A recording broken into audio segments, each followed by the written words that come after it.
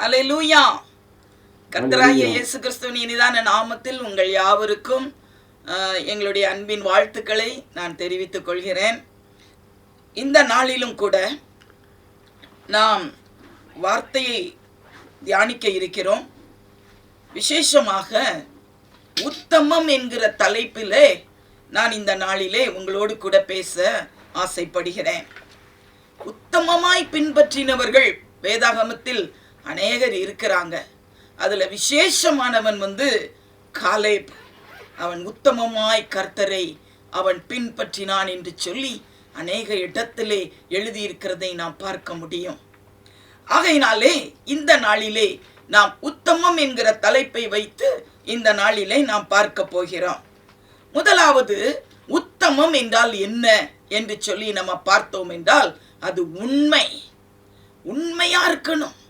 ஒவ்வொரு காரியங்கள்லையும், எண்ணங்கள்லையும் சரி, செயல்களிலும் சரி, கிரியைகளிலும் சரி, எல்லாவற்றிலும் உண்மையா நம்ம இருக்கும் பொழுது அதைத்தான் ஆண்டவர் எதிர்பார்க்கிறார். அதைத்தான் ஆண்டவர் சொல்கிறார், உத்தமம் என்று சொல்லுகிறார். வேதாகமத்தில் எத்தனையோ மனிதர்கள் உத்தமமாய் இருந்ததுண்டு. ஆனாலும் ஒரு வசனம் உண்டு பாருங்க, ஆண்டவர் தான் மிகவும் அவர் உத்தமமானவர் என்று சொல்லி நம்ம பார்க்க முடியும். உபாகமம் 32 அதிகாரம் 4வது வசனத்தை நாம் வாசிக்க கேட்கலாம். அவர் கன்மலை, அவர் கிரியை உத்தமமானது, அவர் வழிகள் எல்லாம் நியாயம், அவர் நியாயக்கேடில்லாத சத்தியமுள்ள தேவன், அவர் நீதியும் செம்மையுமானவர். ஹல்லேலூயா. பாருங்க, ஆண்டவரை குறித்து இவ்வளவு ஒரு அழகான ஒரு ஸ்டேட்மெண்ட், ஒரு வசனம். அவர் கிரியை உத்தமமானது, அவர் வழிகள் எல்லாம் நியாயம். அப்ப நியாயமா இருக்கணும், அதுதான் உத்தமம். நியாயக்கேடில்லாத சத்தியமுள்ள தேவன், அப்புறம் நீதியும் செம்மையும் மானவர். இதைத்தான் உத்தமம் என்று நாம் அறிந்து கொள்ள முடியும். அப்ப இப்படிப்பட்ட ஒரு வாழ்க்கை நாம் வாழ வேண்டும் பிரியமானவர்களே. அதைத்தான் ஆண்டவர் நம்மிடத்திலே எதிர்பார்க்கிறார். உண்மை வேண்டும், உத்தமம் வேண்டும், இதைத்தான் ஆண்டவர் எதிர்பார்க்கிறார். இன்னும் பாருங்க, வேதாகமத்திலே நிறைய காரியங்கள் உத்தமத்தை குறித்து, உத்தமம் என்றால் என்ன என்பதை குறித்து இன்னும் அநேக வசனங்களை நாம் பார்க்க முடியும். நீதிமொழிகள் 20 அதிகாரம் 7ஆம் வசனத்தை பார்த்தீங்கன்னு சொன்னா, அதுலேயும் நீதியாய் நடப்பது அதுதான் உத்தமம். நீதிமொழிகள் 16:32 பார்த்தீங்கன்னு சொன்னா, தன் மனதை அடக்குகிறவன், சாந்த குணமுள்ளவன், இவன் தான் உத்தமன் என்று எழுதப்பட்டிருக்கிறது. மற்றும் பிரசங்கி 7ஆம் அதிகாரம் 8வது வசனத்தை நாம் பார்க்கும் பொழுது, பொறுமை உள்ளவன், ஞானம் உள்ளவன், அவன் தான் உத்தமன் என்று எழுதப்பட்டிருக்கிறது. 2 கொரிந்தியர் 10ஆம் அதிகாரம் 18ஆம் வசனத்தை பார்த்தீங்கன்னு சொன்னா, தன்னைத்தான் புகழுகிறவன் உத்தமன் அல்ல, ஆண்டவர் கர்த்தரால் புகழப்படுகிறவனே உத்தமன். அப்போ நம்ம செய்கிற கிரியைகளின் நிமித்தம் கர்த்தர் நம்மளை புகழணும். அப்பந்தான் உத்தமனா விளங்க முடியும், நமக்கு அந்த பெயர் கிடைக்கும். கர்த்தர் நம்மளை புகழணும். மனுஷர்கள் புகழலாம், மனுஷர்கள் ஏதாவது ஒன்று செஞ்சிட்டா ரொம்ப புகழுவாங்க. ஆனா கர்த்தர் நம்ம புகழ்ந்தாதான் நம்ம உத்தமன் என்கிற பெயர் நமக்கு உண்டு. லேவியராகமம் 22ஆம் அதிகாரம் 21ஆம் வசனத்தை பார்த்தீங்கன்னு சொன்னா, பழுது இல்லாம இருக்கிறது அதுதான் உத்தமம். 1 சாமுவேல் 15:22 பார்த்தீங்கன்னா, கீழ்ப்படிதல் தான் உத்தமம், செவி கொடுத்தல் உத்தமம். 1 ராஜாக்கள் 8:61 பார்த்தீங்கன்னா, அவருடைய கட்டளைகளை கை கொள்வது, அவருடைய கற்பனைகளில் நடப்பது அதுதான் உத்தமம். 1 நாளாகமம் 29:17 பார்த்தீங்கன்னா, மனப்பூர்வமாய் ஆண்டவருக்கு காணிக்கை கொடுப்பதுதான் உத்தம குணம் என்று எழுதப்பட்டிருக்கிறது. எஸ்தர் 1ஆம் அதிகாரம் 19ஆம் வசனத்தை பார்த்தீங்கன்னா, கீழ்ப்படிவதுதான் உத்தமம். நீதிமொழிகள் 16:8 பாருங்க, அது அநியாயமாய் வந்த அதிக வருமானத்திலும் நியாயமாய் வந்த கொஞ்ச வருமான உத்தமம்.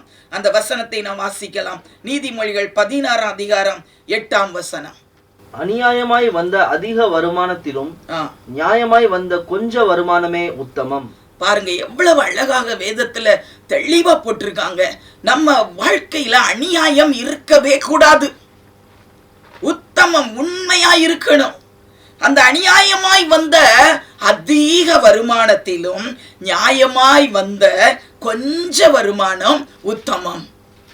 அப்போ நம்ம நீதியா நடந்து நியாயமாய் நடந்து நம்ம கிட்ட பணம் ரொம்ப இல்லாம கொஞ்சமா இருந்தாலும் கூட பரவாயில்ல, அதுல தான் பிளஸ்ஸிங் இருக்கு. அவனை பார்த்து தான் ஆண்டவர் சொல்றாரு உத்தமன்.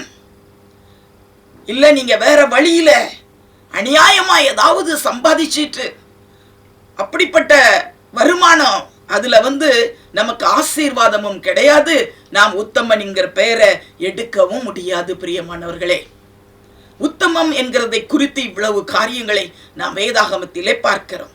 இன்னும் பாருங்க, ஆண்டவர் ஒரு சிலரை பார்த்து அவர் சொன்னார், நீ உத்தமனா இரு என்று சொல்லி அவர் கட்டளையாக சொல்லி இருக்கிறார். அதை பார்த்தீங்கன்னு சொன்னா ஆதியாகமம் 17வது அதிகாரம் 1ஆம் வசனத்துல பார்த்தோம் என்றால், கர்த்தர் ஆபிரகாமிடம் நீ எனக்கு முன்பாக நடந்து கொண்டு உத்தமனாயிரு என்று சொன்னார். அவருடைய எத்தனாவது வயதுல சொன்னார் தெரியுமா? 99வது வயதுல ஆண்டவர் சொல்லுகிறார், ஆபிரகாமே நீ எனக்கு முன்பாக உத்தமனாய் நடந்து கொண்டிரு. அப்ப பாருங்க, ஒரு வாலிப வயதுல உள்ளவனுக்கு சொன்னா கூட வித்தியாசம். ஆனா 99 வயதுள்ள ஒரு ஆபிரகாமை பார்த்து ஆண்டவர் சொல்றாரு, நீ உத்தமனாயிரு. அப்போ எந்த வயசுலையும் நம்ம உத்தமமாய் வாழணும்.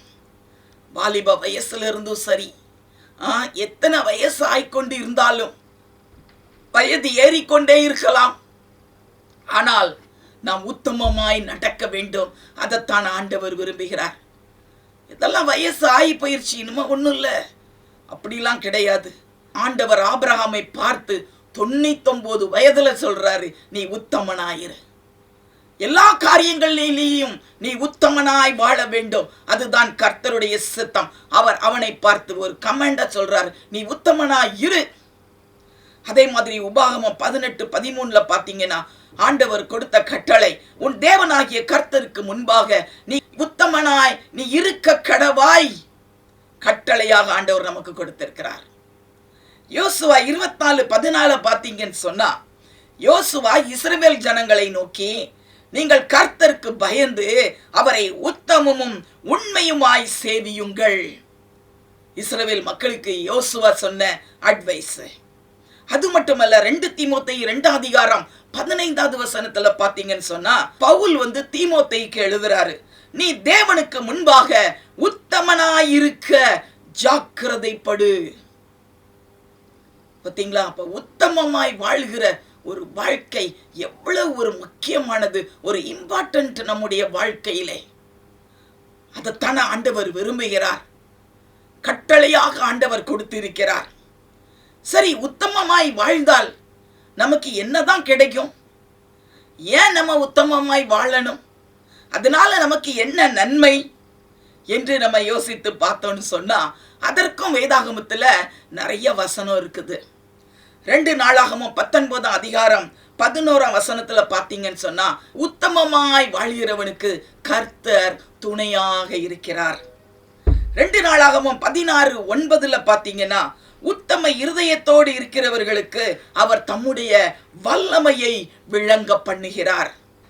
சங்கீதம் 84:11 பாருங்க, உத்தமமாய் நடக்கிறவர்களுக்கு நன்மையை வழங்காதிரார், அவர் நன்மையை நிச்சயமாய் வழங்குவார் என்று அந்த வசனத்திலே குறிப்பிடப்பட்டு இருக்கிறது. நீதிமொழிகள் 2:7 பாருங்க, உத்தமமாய் நடக்கிறவர்களுக்கு அவர் கேடகமாய் இருக்கிறார். நீதிமொழிகள் 11:20 பார்த்தீங்கன்னா, உத்தம மார்க்கத்தாரோ கர்த்தருக்கு பிரியமானவர்கள். அப்ப நம்ம ஆண்டவருக்கு பிரியமா வாழணும்னு நினைச்சா நம்ம என்ன செய்யணும்? உத்தமம் உள்ளவர்களாய் நாம் வாழ வேண்டும். உண்மையும் உத்தமத்தையும் சேர்த்தே சொல்லுவாங்க எல்லா இடத்துலையும். அப்படியாக நம்ம வாழும்போது ஆண்டவர் நம்மிலே பிரியமாய் இருப்பாராம். சங்கீதம் 119:1 பார்த்தீங்கன்னு சொன்னா, வேதத்தின் படி நடக்கிற உத்தம மார்க்கத்தார் பாக்கியவான்கள். அப்ப நம்ம வேதத்தின் படி நடக்கணும், உத்தமமாய் நடக்கணும். அவருடைய கட்டளைகளை கைக்கொள்ளும் பொழுது ஆண்டவர் என்ன சொல்றாரு? நீ பாக்கியவான், நீ பாக்கியவதியாயிருப்பாயின்னு சொல்லி ஆண்டவர் சொல்லுவதை பார்க்கலாம். இன்னும் இயேசு சுவாமியே தன்னுடைய வாயை திறந்து சொன்ன காரியத்துல பாத்தீங்கன்னா லூக்கா 19:17 நல்லது உத்தம ஊழியக்காரனே, நீ கொஞ்சத்தில் உண்மையுள்ளவனாய் இருந்தபடியால் 10 பட்டணங்களுக்கு நான் உன்னை அதிகாரியாக வைப்பேன். பாருங்க, கொஞ்சத்துல உண்மையாயிரு. ஜீசஸ் சொல்றாரு, நீ கொஞ்சத்துல உண்மை உள்ளவனாய் இரு, நான் உன்னை 10 பட்டணத்துக்கு அதிகாரியா வைப்பேன். ஒரு பொறுப்புல உண்மை உள்ளவங்களா இருந்தோன்னு சொன்னா நம்ம கையில் ஆண்டவர் 10 பொறுப்புகளை தருவார். இன்னும் 10 காரியங்களை தருவார். 10 பட்டணங்கள், 10 விதமான பொறுப்புகள், அதிகாரங்கள் ஆண்டவர் நமக்கு கொடுத்து இன்னும் ஊழியத்தை செய்யும்படியாக, இன்னும் அவருக்காக நாம் வாழும்படியாக இதை செய் அதை செய் என்று சொல்லி ஆண்டவர் நம்முடைய கரத்துல இன்னும் அதிகமான பொறுப்புகளை கூட்டிக் கொண்டே போவார். அப்ப நம்ம கொஞ்சத்துல உண்மை உள்ளவங்களா இருக்கணும். கொஞ்சத்துல உண்மை இல்லையா, அப்ப கொடுத்திருக்கிற எல்லாவற்றையும் மறுபடி ஆண்டவர் நம்முடைய கரத்துல இருந்து வாங்கி அதை மற்றவங்க கையில கொடுப்பார். யார் உண்மையா செய்யறாங்களோ அவங்களுக்கு அந்த பொறுப்பை கொடுப்பார். ஆகையினால ஜாக்கிரதை உள்ளவர்களாய் நாம் இருக்க வேண்டும். ஆண்டவருடைய ஊழியத்தை செய்கிற பிள்ளைகளாகிய நாம் கர்த்தருடைய ஊழியத்திலே நாம் ஜாக்கிரதை உள்ளவர்களாக, நாம் உண்மையும் முத்தம் உள்ளவர்களாக நாம் வாழ வேண்டும். கிறிஸ்தவ வாழ்க்கையிலே வாழ்ந்து கொண்டிருக்கிற நமக்கு ஆண்டவர் கொடுக்கிற பாடம், நாம் உலகத்தார் அல்ல. உலகத்தாரை போல நாம் வாழக்கூடாது.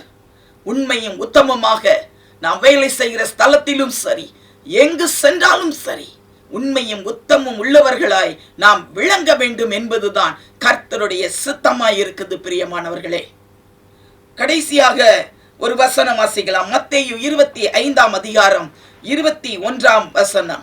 அவனுடைய எஜமான் அவனை நோக்கி, நல்லது உத்தமமும் உண்மையும் உள்ள ஊழியக்காரனே, கொஞ்சத்திலே உண்மையாய் இருந்தாய், அநேகத்தின் மேல் உன்னை அதிகாரியாக வைப்பேன், உன் எஜமானுடைய சந்தோஷத்திற்குள் பிரவேசி என்றான்.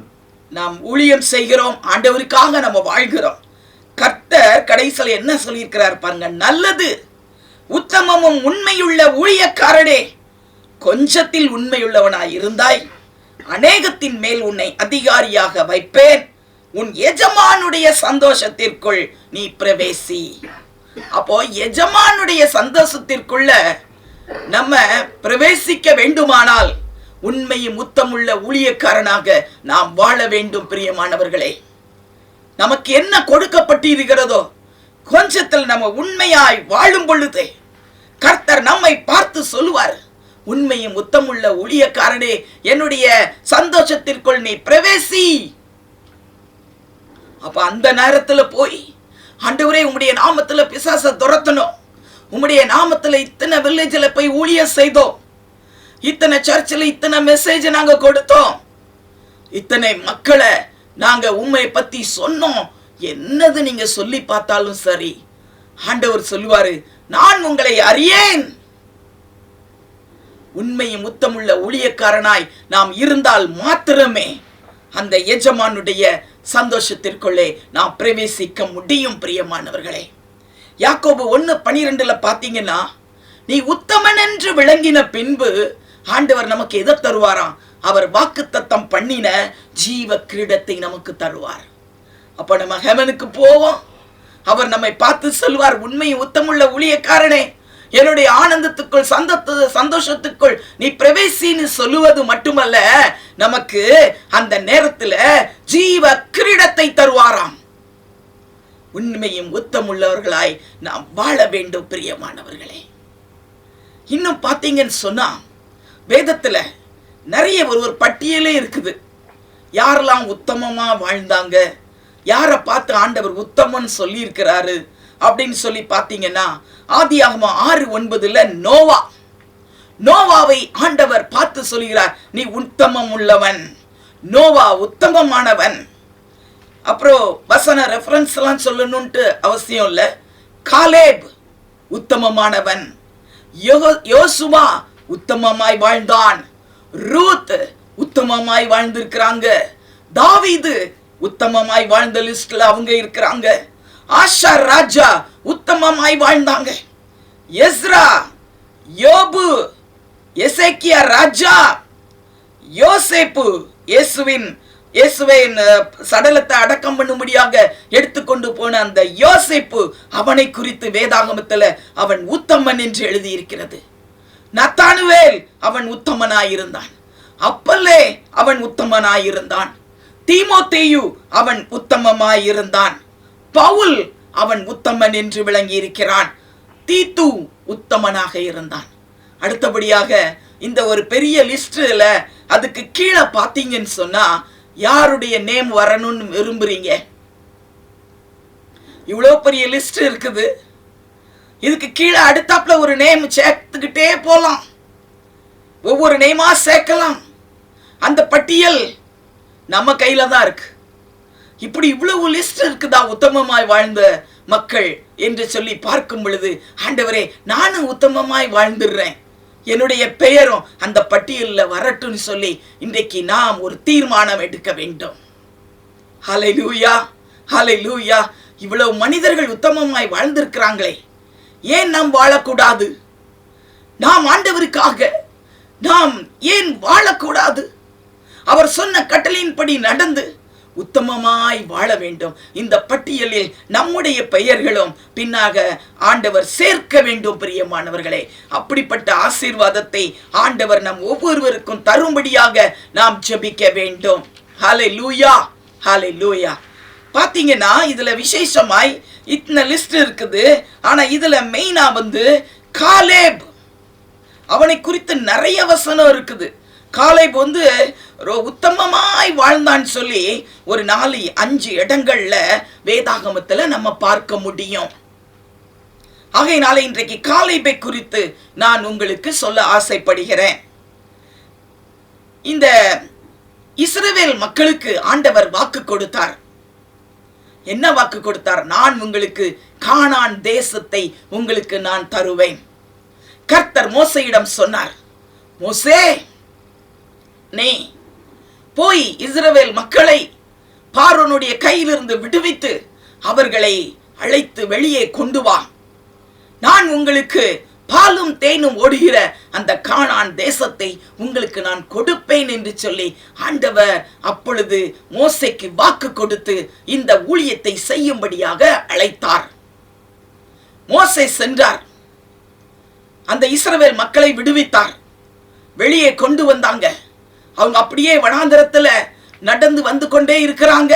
இந்த கதைகள் தெரியும். அவங்க அப்படியே நடந்து வந்து கொண்டே இருக்கிறாங்க. இடையில பாத்தீங்கன்னு சொன்னா இந்த மக்கள் ரொம்ப துக்கப்படுத்தினாங்க, முறுமுறுத்துக்கிட்டு இருந்தாங்க. அப்ப இது இல்ல, அது இல்ல, தண்ணி இல்ல, சாப்பாடு இல்ல, இது இல்லைன்னு சொல்லி ரொம்ப மோசையே துக்கப்படுத்தி கொண்டே தான் வந்து கொண்டு இருந்தார்கள். அப்போ ஒரு நேரத்துல ஆண்டவர் சொன்னாரு, மோசே, இந்த மக்கள்ல ஒரு 12 பேரை நீ தெரிந்தெடு. ஒவ்வொரு கோத்திரத்துல இருந்து ஒவ்வொருத்தர் பிரபுக்கள் என்று சொல்லக்கூடிய அளவுக்கு ஒரு பெயர் வாய்ந்த அந்த ஒவ்வொருத்தரை ஒவ்வொரு கோத்திரத்துல இருந்தும் நீ செலக்ட் பண்ணணும்.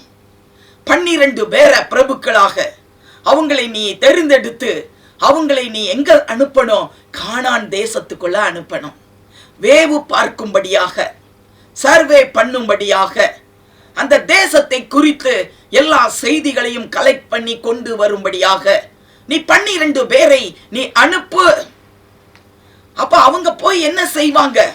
12 பேர் போய் அந்த கானான் தேசத்தை பார்த்து எல்லா செய்திகளையும் கொண்டு வந்து இந்த இஸ்ரவேல் மக்களுக்கு அதை அறிவிப்பார்கள்.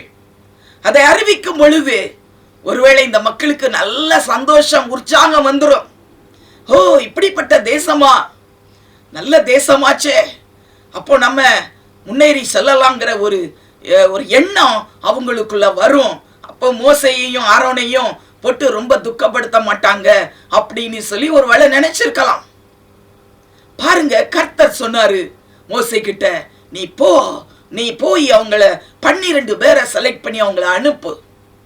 மோசே போய் அந்த 12 பேரை செலக்ட் பண்ணாரு, அனுப்பி வைத்தார். நீங்க போங்க, கானானுக்குள்ள போங்க, இவங்க எல்லாம் நிறைய பேர் இருக்கிறாங்க பீப்புள். இவங்க வெளியேறி வந்த புருஷர்கள் மட்டுமே 6 லட்சம். பிள்ளைகள், இன்னும் மனைவிமார் எல்லாவற்றையும் சேர்த்து பார்த்தீங்கன்னா கிட்டத்தட்ட 30 லட்சத்துக்கு மேலாக அந்த மக்கள் இருந்திருப்பாங்க. அத்தனை மக்களை நடத்தி கூட்டிக் கொண்டு போவது ஒரு பெரிய காரியம். அதனால அதுக்கு முந்தி ஒரு 12 பேர் போய் அந்த கானான் தேசத்தை பார்த்து வந்து அவங்க சொன்னாங்கன்னா, அவங்க ஒரு சாட்சி, நல்ல சாட்சி கொடுத்தாங்கன்னா எல்லாருக்கும் ரொம்ப உற்சாகம் வந்துடும் சொல்லி அவங்க நினைச்சிருக்கிறாங்க. பாருங்க, அவங்கள முந்தாக அனுப்பி வச்சாங்க. அவங்க போய் 40 நாட்கள் அந்த கானான் தேசத்தை சுற்றி அலைந்து திரிந்து பார்த்திருக்கிறாங்க. அதுல மலை பிரதேசத்தெல்லாம் பார்த்தாங்க. எல்லாத்தையும் அவங்க பார்த்துருக்காங்க. 40 நாள் அளவும் அவங்க சுற்றி அதை பிரயாணம் பண்ணி எல்லாவற்றையும் அவங்க பார்த்துட்டு வந்திருக்கிறாங்க. இந்த மோசே அனுப்பும் போது என்ன சொன்னாரு தெரியுமா? என்னாகமம் 13 அதிகாரம் 18 இருந்து 20 வரைக்கும் பிறகு வாசித்து பாருங்க. அதுல என்ன எழுதியிருக்குன்னு சொன்னா, தேசம் எப்படிப்பட்டது, அந்த தேசம் கானான் தேசம் அது எப்படிப்பட்டது, அது நல்லதோ கெட்டதோ அதை பார்க்கணும். பட்டணங்கள் எப்படிப்பட்டது, அவர்கள் கூடாரங்களில் குடியிருக்கிறார்களா, கோட்டைக்குள்ள குடியிருக்கிறாங்களா, அதையும் பார்க்கணும். ஜனங்கள் எப்படிப்பட்டவங்க, அந்த மக்கள் பலவான்களா பலவீனர்களா, கொஞ்சம் பேரா அநேகரா இருக்கிறாங்களா, அதெல்லாம் நீங்க பார்க்கணும். நிலம், அந்த நிலம் எப்படிப்பட்டது, வளமான நிலமா இல்லது இழப்பமான ஒரு நிலமா, விருட்சங்கள் அங்கு உண்டா இல்லையா, தேசத்தின் கனிகள் எப்படி இருக்கும், டேஸ்ட், அதெல்லாம் நீங்க கொஞ்சம் கொண்டு வாங்க அப்படின்னு சொல்லி எல்லாவற்றையும் அவர் அறிந்து கொண்டு வரும்படியாக மோசே இந்த 12 பேரை அனுப்பினான். அவர்கள் போய் சுற்றி பார்த்து விட்டு மறுபடி வந்துட்டாங்க. 40 நாள் ஆகுது. சரி போலாம், வந்தாச்சு. வரும்போது அவங்க சொல்றாங்க, இவர் இந்த பழத்தெல்லாம் கேட்டாரே, அப்ப அதெல்லாம் கொஞ்சம் பறிச்சிட்டு போலான்னு சொல்லி அவங்க அந்த திராட்சை கொலைகளை எல்லாம் அவங்க கொஞ்சம் வெட்டி அவங்க கொண்டு வந்திருக்கிறாங்க. வேதாகமத்தில் எழுதப்பட்டிருக்கிறது. என்னாகமம் 13 23 26 வசனங்களை பார்த்தீங்கன்னா, திராட்சை கொலையை அறுத்து அதை ஒரு தடியில அவங்க வச்சு கட்டி 2 பேர் சேர்ந்து அதை தூக்கி கொண்டு வந்தாங்களாம். பாருங்க, அந்த கானான் தேசத்துல அவ்வளவு செழிப்பு. இங்கெல்லாம் நம்ம நாட்டுல அந்த திராட்சை பழத்தை ஒரு கொத்து நம்ம எடுத்து அது எவ்வளவுன்னு சொல்லி நீங்க நிறுத்து பார்த்தீங்கன்னு சொன்னா, ஒருவேளை 1/4 கிலோ இருக்கலாம், இல்ல 100 கிராம் இருக்கலாம். எதுக்கு மேல பெரிய திராட்சை நம்மால பார்க்க முடியாது.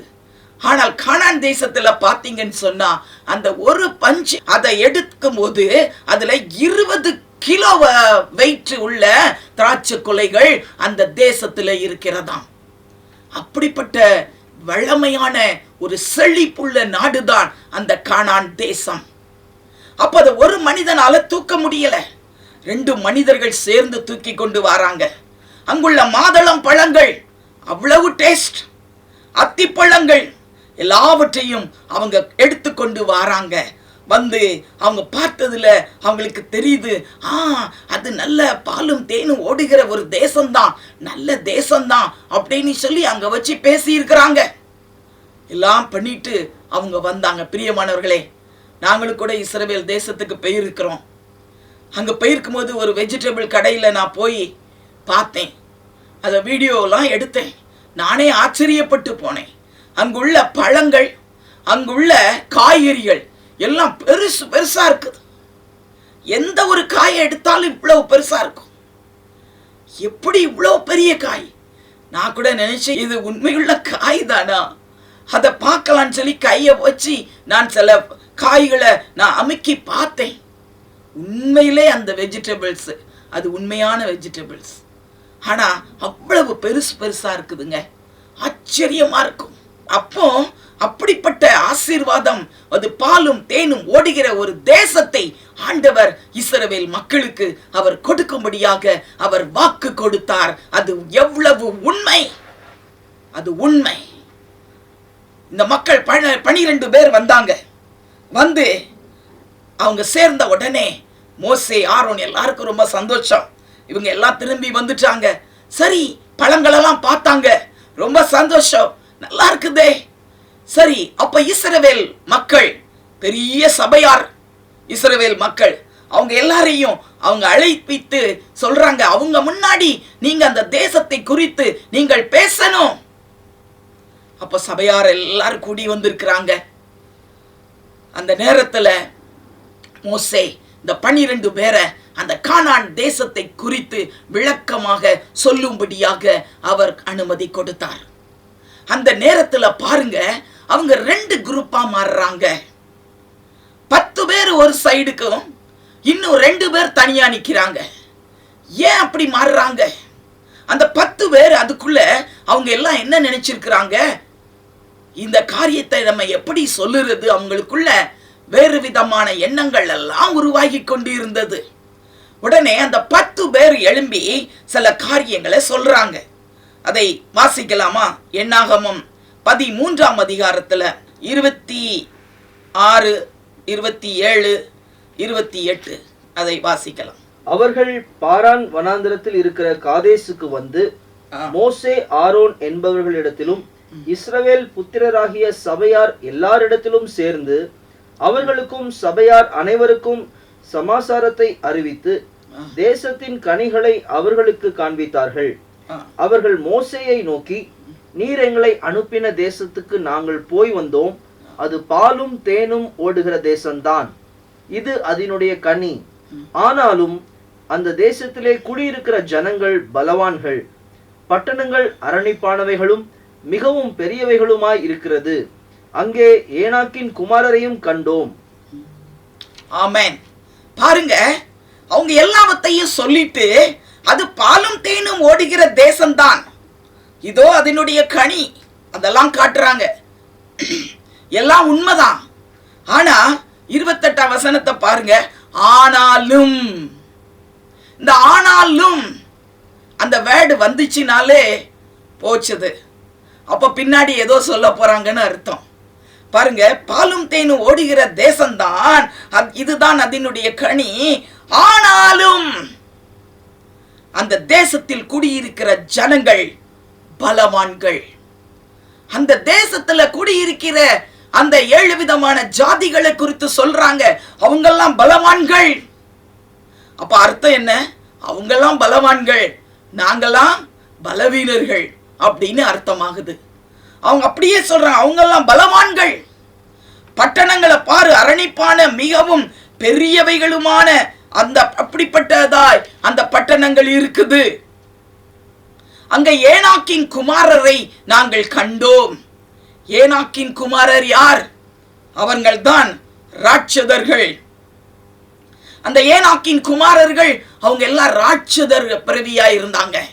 அவங்களையும் நாங்க அங்க பார்த்தோம். பாருங்க, அங்க அமலேக்கியர், ஏத்தியர், எபூசியர், எமோரியர், கனானியர் எல்லாரும் இருக்கிறாங்க. நாம் போய் அந்த ஜனங்களோட எதிர்க்க நம்மாலே கூடாதுன்ட்டாங்க. 31ஆம் வசனத்தை வாசிக்கலாமா? அவனோட கூட போய் வந்த மனிதரோ, நாம் போய் அந்த ஜனங்களோட எதிர்க்க நம்மாலே கூடாது, நாம் போய் அந்த ஜனங்களோட எதிர்க்க நம்மாலே கூடாது, அவர்கள் நம்மை பார்க்கிலும் பலவான்கள், நம்மை பார்க்கிலும் பலவான்கள் என்றார்கள். அது எப்படிப்பட்ட ஒரு செய்தியை கொண்டு வந்திருக்காங்கன்னு பாருங்க. ரொம்ப மோசமான ஒரு செய்தி. இப்படிப்பட்ட ஒரு செய்திய மோசேயும் ஆரோனும் எதிர்பார்க்கவே இல்லை. அவங்க நினைச்சது நல்ல செய்தியை கொண்டு வருவாங்கன்னு சொல்லி. ஆனா இந்த மக்கள் போய் பார்த்துட்டு வந்து பாருங்க, இந்த ஜனங்களை நம்மாலே எதிர்க்க முடியாது, அவங்க நம்மை பார்க்கலாம், அவர்கள் பலவான்கள். அது மட்டுமல்ல, அதற்கு கீழே 32ஆம் வசனத்தை வாசித்தீங்கன்னா, நாங்கள் போய் சுற்றி பார்த்து வந்த அந்த தேசம் தன் குடிகளை பட்சிக்கிற தேசம், நாங்கள் அதிலே கண்ட ஜனங்கள் எல்லாரும் மிகவும் பெரிய ஆட்கள், அங்கே ராட்சத பிரவியான ஏனோக்கின் குமாரரையும் கண்டோம், நாங்கள் எங்கள் பார்வைக்கு வெட்டுக்கிளிகளை போல இருந்தோம், அவர்கள் பார்வைக்கும் அப்படியே இருந்தோம் பாருங்க என்று சொல்லி அந்த இஸ்ரவேல் புத்திரருக்குள்ளே அவர்கள் சுற்றி பார்த்து வந்த தேசத்தை குறித்து துர்ச்செய்தியை பரம்ப செய்தார்கள் என்று 33ஆம் வசனத்துல நம்ம பார்க்க முடியும். பிரியமானவர்களே, அந்த தேசத்தை குறித்து துர்ச்செய்தியை பரப்பினாங்க. இஸ்ரவேல் மக்கள் மத்தியில துர்ச்செய்தியை பரப்பி இருக்கிறாங்க. ஐயோ, அங்க ராட்சத பிறவிகள் இருக்கிறாங்க, அவங்க பெரிய ஆட்களா இருக்கிறாங்க, இந்த தேசம் நம்முடைய குடிகளை பட்சித்து போட்டுறோம், நம்ம தான் அவங்களுக்கு இரையாயிருவோம் சொல்லி அவங்க அப்படிப்பட்ட துர்ச்செய்தியை அவர்கள் பரப்பினார்கள். நாங்க வெட்டுக்கிளிகளை போல இருக்கிறோம், அவங்க பார்வைக்கு, எங்க பார்வைக்குமே அப்படித்தான், நாங்க வெட்டுக்கிளியை போல இருந்தோம், நாங்க ஒன்றுமே இல்லைன்னு சொல்லி அவங்க சொன்ன உடனே, இந்த காரியங்களை எல்லாம் கேட்ட உடனே இஸ்ரவேல் புத்திரர்கள் சபையார் எல்லாரும் என்ன பண்ணாங்களாம், ராத்திரி முழுவதும் அவங்க அழுதிருக்கிறாங்க. ஐயோ, இப்படிப்பட்ட தேசமா, இப்படிப்பட்ட ஒரு தேசத்துக்கா எங்களை ஆண்டவர் அழைத்து கொண்டு போக போகிறார்? பாருங்க, அவங்க முதல்ல என்ன பண்ணாங்க, கூக்குரலிட்டாங்க. என்னாகமம் 14வது அதிகாரத்துல 1ஆம் வசனத்துல நம்ம பார்க்கலாம். அப்பொழுது சபையார் எல்லாரும் கூக்குரலிட்டு புலம்பினார்கள். ஜனங்கள் அன்று ராம் முழுவதும் அழுது கொண்டிருந்தார்கள். சபையார் எல்லாரும் கூக்குரலிட்டு புலம்பினார்கள். ஜனங்கள் எல்லாரும் அன்று ராம் முழுவதும் அழுது கொண்டிருந்தார்கள். இஸ்ரவேல் புத்திரர் எல்லாரும் மோசேக்கும் ஆரோனுக்கும் விரோதமாக முறுமுறுத்தார்கள். பாருங்க, அவங்க கூக்குரலிட்டு இருக்கிறாங்க, அழுது இருக்கிறாங்க, அப்புறம் முறுமுறுத்து இருக்கிறாங்க. இதெல்லாம் பாருங்களேன், இப்படிப்பட்ட காரியம் எல்லாம் இரவுல நடந்து கொண்டு இருக்குது. சபையார் எல்லாரும் அப்படி சொல்ற, அது மட்டும் இல்லாம இன்னும் அவிசுவாசமா நிறைய வார்த்தைகளை அவங்க பேசுறாங்க. எகிப்து தேசத்திலே நாங்கள் செத்து போனோமானால் நலமாயிருக்கும். அவங்களுடைய வார்த்தைகள் எல்லாம் வித்தியாசமாக மாறிவிட்டது. இந்த ஒரு செய்தியில அவங்களுடைய வார்த்தை எல்லாம் மாறி போச்சு. அவங்க சொல்றாங்க, நாங்க எகிப்திலேயே செத்து இருந்திருக்கலாம், அது நல்லதா இருந்திருக்கும். அடுத்தது, இல்லைன்னா இந்த வனாந்தரத்திலே நாங்கள் செத்தாலும் நலம்தான். நாங்க ஏன் கானானுக்குள்ள போய் அவங்களுடைய பட்டயத்தினால நாங்க ஏன் சாகணும்? அதோட இப்பவுமே செத்துட்டு போயிடலாம். ஒன்னு எகிப்துல போய் செத்து இருக்கலாம் எகிப்திலேயே, இல்ல வனாந்தரத்துக்கு வந்துட்டோம், இங்கேயாவது செத்து மடிஞ்சிட்டு போறோம். ஏன் நாங்க கானானுக்குள்ள போய் அந்த ராட்சசர்கள், அந்த மனிதர்கள் மூலமாக நாங்க ஏன் பட்டயத்தினால சாகணும் அப்படின்னு சொல்லி அந்த அளவுக்கு அவங்க பேசுறாங்க. பாருங்க, நாங்கள் பட்டயத்தால் மடியும்படிக்கு எங்கள் பெண்ஜாதிகளையும் எங்கள் பிள்ளைகளையும் கொள்ளையடிக்கும்படிக்கு கர்த்தர் எங்களை இந்த தேசத்துக்கு கொண்டு வந்தது என்ன? ஏன் கொண்டு வந்தார்? அவங்க ஒய்ஃபு, அவங்க பிள்ளைகள் எல்லாம் கொள்ளையா ஒன்றும் போகல. அதுக்கு முந்தைய அவங்களே வாயை திறந்து சொல்றாங்க, எங்க ஒய்ஃப் எங்க பிள்ளைகள் எல்லாம் கொள்ளையாக போயிருவாங்க. அவங்களுடைய வார்த்தைகளை பாருங்களேன், எப்படிப்பட்ட வார்த்தைகள், அவிசுவாசமான வார்த்தைகள். அவங்க சொல்றாங்க கடைசில, எகிப்துக்கு திரும்பி போகிறதே எங்களுக்கு உத்தமம் அல்லவா? பின்பு நாம் ஒரு தலைவனை ஏற்படுத்தி கொண்டு எகிப்துக்கு திரும்பி போவோம் வாருங்கள் என்று ஒருவரோடு ஒருவர் சொல்லிக் கொண்டார்கள். 14ஆம் அதிகாரம் 4வது வசனம் வாசிக்கலாம். பின்பு அவர்கள், நாம் ஒரு தலைவனை ஏற்படுத்தி கொண்டு எகிப்துக்கு திரும்பி போவோம் வாருங்கள் என்று ஒருவரோடொருவர் சொல்லிக் கொண்டார்கள். பாருங்க, அவங்களுடைய மனது எங்க இருந்தது? அப்போ எகிப்திலே இருக்கு. உண்மையா அவங்க மனம் திரும்பியே வரல. அவங்க அப்படியே எகிப்தையே யோசித்துட்டு இருக்காங்க. இடையிலையும் கூட நிறைய தடவை எகிப்தை யோசித்து பார்ப்பாங்க, எகிப்திலே இருந்திருக்கலாமோ, அங்க நமக்கு இது கிடைக்குது அது கிடைக்குதுன்னு பேசினாங்க. இப்போ பாருங்க, நம்ம எகிப்துக்கே திரும்பி போயிடலாம், நம்ம என்ன பண்ணலாம், வேறு ஒரு தலைவனை ஏற்படுத்தி கொள்வோம். மோசே வேண்டாம், மோசே அவர் நம்ம நல்ல இடத்துக்கு கொண்டு போகல, ஆகையினால அவரை நம்ம விளக்கிட்டு நம்மள இன்னொரு தலைவனை நம்ம எடுத்துக்கொண்டு நம்ம அப்படியே போயிடலாம், பழையபடி நம்ம எகிப்துக்குள்ள போயிடலான்னு சொல்லி அந்த அளவுக்கு அவங்களுடைய மனது இருந்தது. பாருங்க, எவ்வளவு ஒரு மோசமான ஒரு குணம் அவங்களுடைய வாழ்க்கையிலிருந்து நம்ம பார்க்க முடிகிறது. அந்த நேரத்துல அந்த மோசே அப்பொழுது என்ன பண்றாருன்னா, அந்த ஆரோனும் மோசேயும் சபையார் எல்லாருடைய கூட்டத்தாருக்கு முன்பாக அவர் என்ன பண்றாங்கன்னா முகம் குப்புற விழுந்தாங்களாம். ஐயோ, இந்த மக்கள் இப்படி சொல்றாங்களா? வேறொரு தலைவனை ஏற்படுத்தி கொண்டு மறுபடியும் எகிப்துக்கு போலான்னு சொல்றாங்களே, இது என்ன? அவங்க 2 பேரும் அப்படியே முகம் குப்புற விழுறாங்க. அந்த நேரத்துல பாருங்க, அந்த இஸ்ரவேல் புத்திரர் என்ன நினைக்கிறாங்களாம், இவங்க மேல கல்லெறிஞ்சிடலான்னு சொல்லி எல்லாரும் கல்லை தூக்கிட்டாங்க. எவ்வளவு தூரத்துக்கு வந்திருக்கிறாங்க பாருங்க. கற்களை எடுத்துக்கொண்டு எல்லாரும் இவங்க மேல கல் எறிஞ்சி அவங்களை அப்படியே இவங்க முகங்குப்புற விழுந்திருக்கிறாங்கல்ல, கல்லை தூக்கி எல்லாரும் போட்டுடலான்னு சொல்லி அவங்க யோசிக்கிறாங்க. இந்த நேரத்துல தானே காலேபும் யோசுவாவும் எழுதியிருக்குது பாருங்க. 2 பேர், நூனின் குமாரனாகிய யோசுவாம், எப்புனேயின் குமாரனாகிய காலேப், அவங்க தங்கள் வஸ்திரங்களை கிழித்து கொண்டு இஸ்ரவேல் புத்திரரின் சமஸ்த சபையையும் நோக்கி அவங்க பேச ஆரம்பிக்கிறாங்க. இன்னும் வேதத்துல பாத்தீங்கன்னா அந்த நேரத்துல கர்த்தருடைய மகிமை இறங்கிச்சாம் ஆசரிப்பு கூடாரத்துல. பாருங்க, இந்த மக்கள் எல்லாம் கல்லெறியும்படியாக 14ஆம் அதிகாரம் 10வது வசனத்தை வாசிக்கலாமா? அப்பொழுது அவர்கள் மேல் கல்லெறிய வேண்டும் என்று சபையார் எல்லாரும் சொன்னார்கள். உடனே கர்த்தருடைய மகிமை ஆசரிப்பு கூடாரத்தில் இஸ்ரவேல் புத்திரர் எல்லாருக்கும் முன்பாக காணப்பட்டது. ஆமென். அவங்க எல்லாம் கல்லெறியும்படியாக ரெடி ஆகியிருக்கிறாங்க. ஆனா உடனடியாக கர்த்தருடைய மகிமை ஆசரிப்பு கூடாரத்திலே வந்து இறங்கிற்று. இஸ்ரவேல் புத்திரர் எல்லாருக்கும் முன்பாக வந்து இறங்கிற்று. கர்த்தர் அதை தடுத்து நிறுத்தினார். எல்லாரும் அப்படியே நிற்கிறாங்க. இது என்ன? இதுதான் கர்த்தருடைய வல்லமை. பாருங்க, அவர் அழைத்தவர், அவர் உண்மையுள்ளவர். பிரியமானவர்களே, இன்றைக்கு இந்த வசனங்களை நம்ம கேட்டுக்கொண்டு இருக்கிறோமே, நம்முடைய வாழ்க்கையில நாம் எப்படிப்பட்டவர்களாய் இருக்கிறோம்?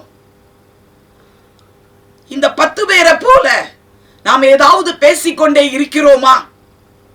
கர்த்தருடைய திட்டத்துக்கு விரோதமாக நாம் ஏதாவது செயல்பட்டு கொண்டு இருக்கிறோமா?